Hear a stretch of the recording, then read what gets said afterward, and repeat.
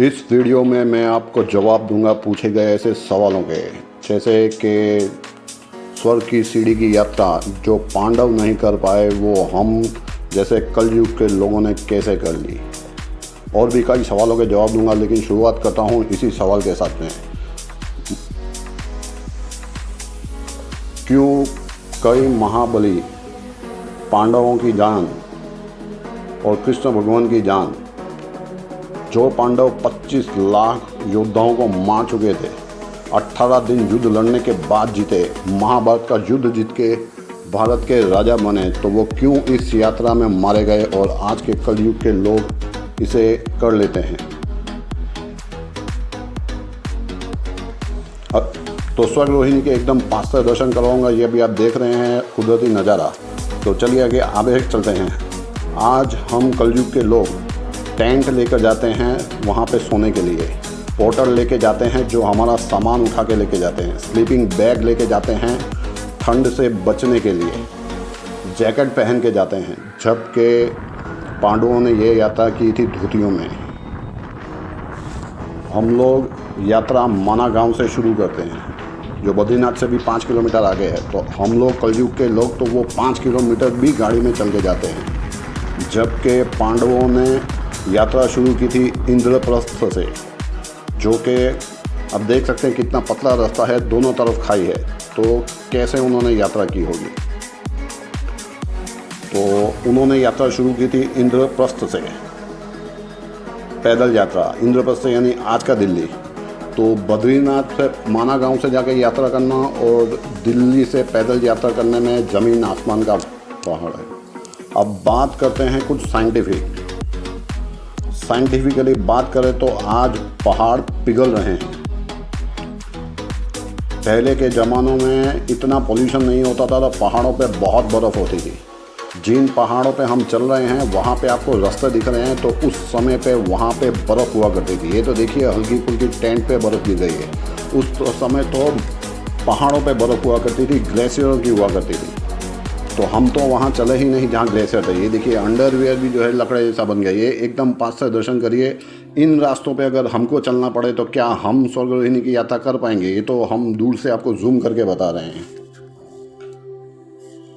तो अर्जुन के पोते ने कलयुग को हरा दिया था और वरदान मांगा था अर्जुन के पोते परीक्षित ने कि जब पांडव चले गए, भगवान कृष्ण चले गए, तो द्वापर युग खत्म हो गया और कलयुग स्टार्ट हुआ। तो परीक्षित ने वरदान मांगा कि कलयुग एक ही शर्त पे आएगा कि इस कलयुग का सिर्फ एक ही फ़ायदा है कि इस कलयुग में कम जप तप और पुण्य करके फल ज़्यादा पाएगा।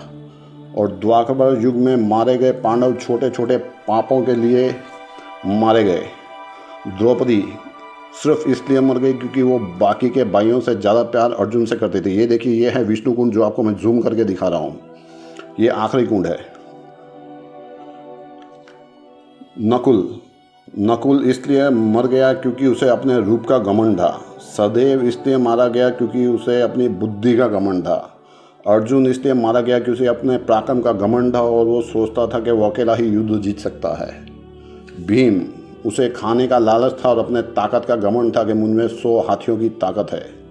युधिष्ठिर को भी उस युग में कुछ सेकंडों के लिए नरक भुगतना पड़ा था क्योंकि उसने गुरु द्रोणाचार्य को मरवाया था गोल गोल घुमाकर, एक झूठ बोलकर। उन्होंने तो गोल गोल घुमाया था, हम तो कितने झूठ बोलते हैं। तो हमारा क्या होगा? तो सिर्फ युधिष्ठिर स्वर्ग पहुंचे थे एक कुत्ते के साथ में, वरना बिना मरे स्वर्ग नहीं मिलता। सिर्फ यही एक यात्रा है जिसे करने के बाद इंसान जीते जी स्वर्ग में जाने का अधिकारी हो जाता है। इस कलयुग में मोक्ष का अधिकारी हो जाता है। आप उस समय की बात कर रहे हैं जिस समय कृष्ण को गांधारी ने श्राप दिया था कि जिस तरह मेरे कुल का विनाश हो गया, आप चाहते तो युद्ध रोक सकते थे लेकिन आप नहीं रोका। तो भगवान कृष्ण को श्राप मिला कि उसी तरह आपके वंश का भी विनाश हो जाएगा। भगवान कृष्ण ने वरदान दिया था एक शिकारी को कि उसी के हाथों से मरेगा, क्योंकि पिछले जन्म में वो बाली था और भगवान राम ने उसे मारा था।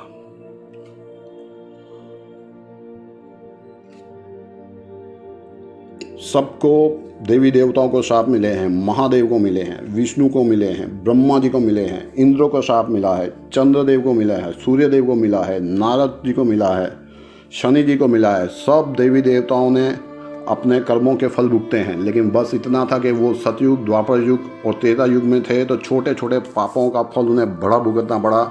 और हम खुश नसीब हैं कि हम कलयुग में रहते हैं। बड़े बड़े पाप करते हैं, छोटे छोटे पुण्य करते हैं और फिर भी कम दुख भुगतना पड़ता है। तो मैं तो कलयुग का बहुत ही आभारी हूँ।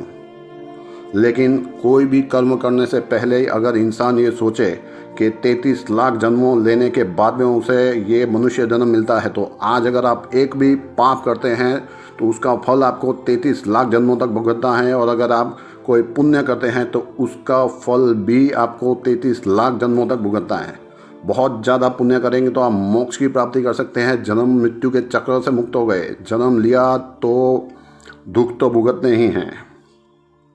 तो हम कलयुग में इतने पापी आदमी भी सिर्फ इसलिए कर पाए क्योंकि कोई ना कोई छोटा मोटा पुण्य कभी जीवन में किया होगा और अपने माँ बाप की दुआएं और उनके पुण्य प्रताप से ये यात्रा कर पाए।